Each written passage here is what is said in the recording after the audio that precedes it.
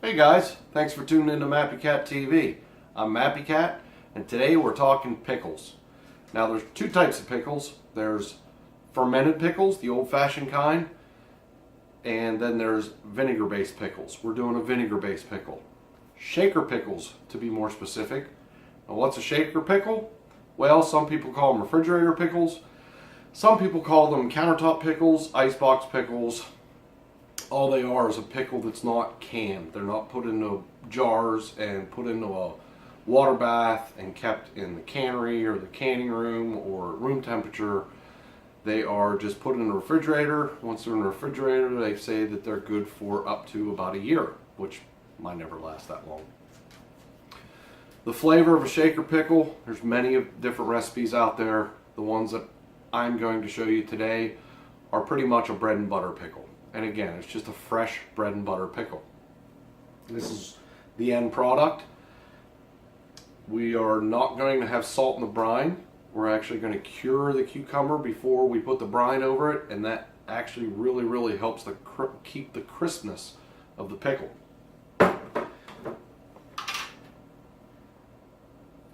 Now, these are a little thick. This one's probably a 1/4 inch. I have ones that are a lot thicker than this actually. If you like thin pickles, by all means, this is going to keep them crunchy. These stay crunchy. Good and crisp. Delicious pickle. I hope you, excuse me. I hope you stay tuned to watch the video. Again, shaker pickles, watch it. See you in a sec. Okay, to start these, what I call shaker pickles, I'm going to use these baby cucumbers, pickling cucumbers, whatever you can use. You can even, I've used them with large full-grown cucumbers. They're not as crispy and the seeds are big, but they still taste fine. But I like to use these small pickling cucumbers. And obviously I've rinsed them thoroughly. So all we're going to do now is cut them up. I'm not going to use the ends.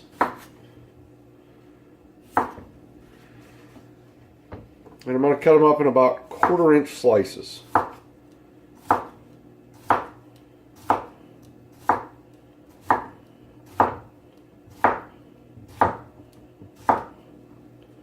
Place them in a bowl.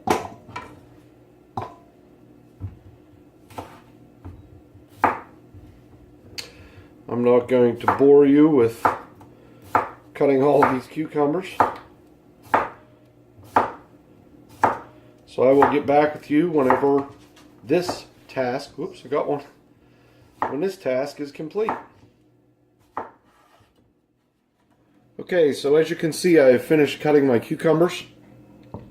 They're fairly universal. I didn't use a mandolin, as you can see. I used a knife. A mandolin would make them nice and precise. Or you could get something and cut the little ridges in them. I like my food rustic, so I'm going to stay that way. Next thing I'm going to do is I'm just going to salt these cucumbers. Now I have sea salt here. Kosher salt would probably be preferred, but I have none right now. What you don't want is salt with iodine in it. So sea salt, kosher salt, pickling salt, these will all work. And I don't have a specific measurement. I'm using about 1/3 cup here because we're going to rinse this salt off. I'm just going to sprinkle it over right now.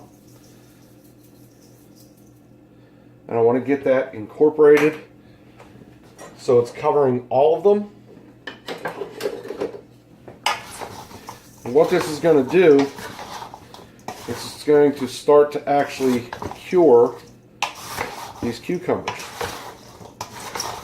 It's going to start releasing juice. Actually, I'm going to put a little bit more salt.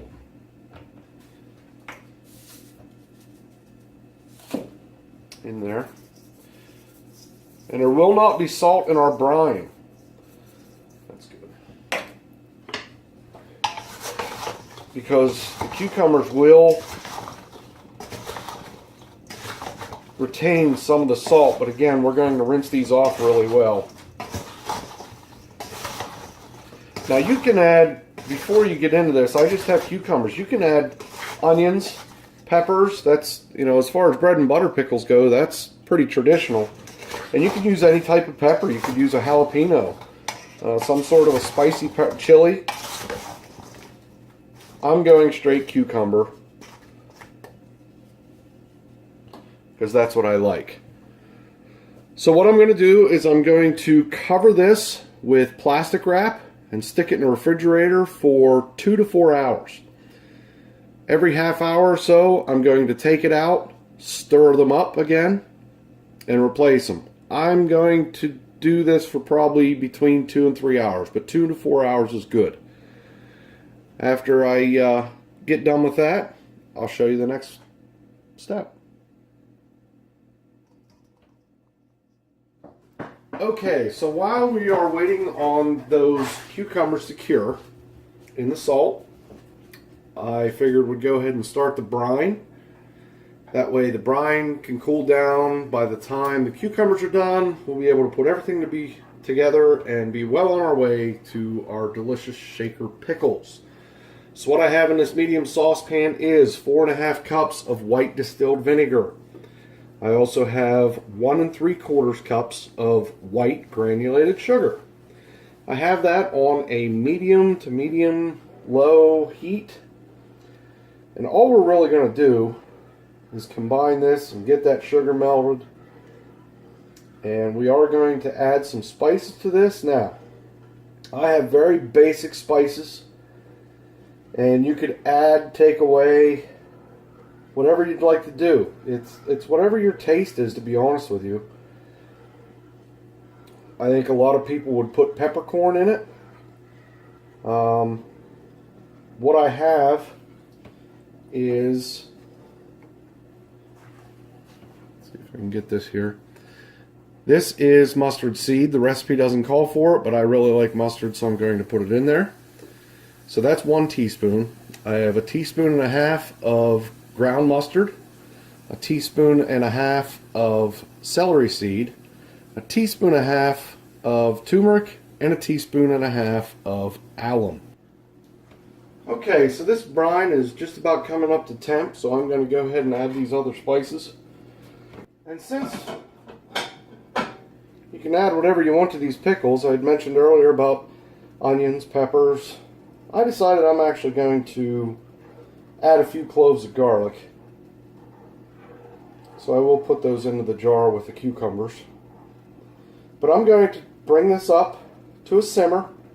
Don't necessarily want it to boil, but I do want it to simmer for a couple minutes, get those flavors going through. Okay, so I have a nice little simmer going on here. It's been simmering for a couple minutes. I don't have any whole peppercorns, but I did decide to add a whole bunch of fresh cracked black pepper. I have one of those mills that you can't get into it unless you ruin it. So I just cracked a whole bunch of pepper in there. Also, since I was going to add garlic, I went ahead and added the garlic to the brine. That way some of the flavors of the garlic will hopefully simmer out into the brine itself instead of just pickling the garlic. So I'm going to simmer this for probably another minute, and then I'm going to give it a final whisking. Make sure everything's incorporated. A little too much there. And then I'll be back when it's time to rinse the cucumbers and dump the brine. So hold tight. We'll be right back. So I'm letting the brine cool, and I'm now getting the cucumbers out to rinse them. I'm just going to stick them in the colander and rinse them under the faucet for 4 or 5 minutes. I'm going to give them a really good rinsing. But I wanted to show what the salt does, how much water it really gets out of those cukes.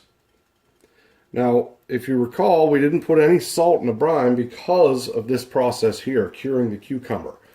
Like I said earlier, the cucumbers will retain some of that salt, so there will be flavor in them, but it just won't be overwhelming, and there's no need to put it in the brine. So I'm going to go ahead and rinse these cucumbers, get them in the jar, let this brine cool down, and then we'll be back. Okay, so I have rinse the cucumbers thoroughly. Very soft. I took a bite or two as I went, and it took quite a while to get them all rinsed off. But they're good and rinsed. I put them in a jar. And you can use any jar. You could divvy them up in quart jars, pint jars, whatever you want. I just like this one big jar. This isn't completely cooled, but it's not boiling hot either. The reason you don't want it hot is you don't want to cook those cucumbers. You want to keep them as crisp as you can. So I'm just going to pour that in here. I'm going to try not to make a mess. I guarantee I'm going to. Oh yeah.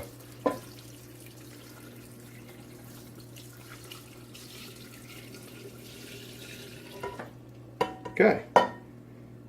Mess made. As you can see, it covers the cucumbers. I'm going to have to clean this off a little bit. Anyways, I've cleaned up my mess, and now they are just ready to sit out for 2 days, like I said. The way they work is a couple times a day, I walk out into the kitchen, I get something, I happen to look at the counter, there they are. I take them, give them a good shake for a couple seconds, send them back, and walk away.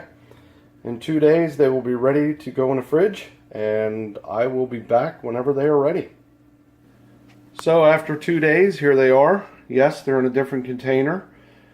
The other one wasn't quite sealed great, so whenever I'd give them a really good shake and turn them upside down and shake them, etc., it would leak out a little bit. It got sticky, so I just put them in these 2 different containers.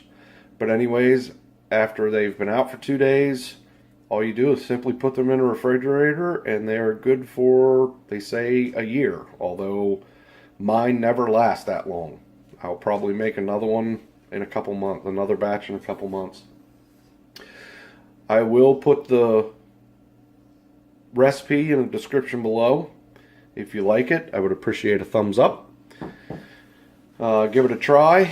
Again, do whatever you want with it. Add more peppercorns, add hot peppers, add peppers and onions. It's limitless what you can do. So again, I hope you try it. I hope you like it. And there are going to be more videos coming out. So if you're interested at all, go ahead and hit subscribe. And you have a great one.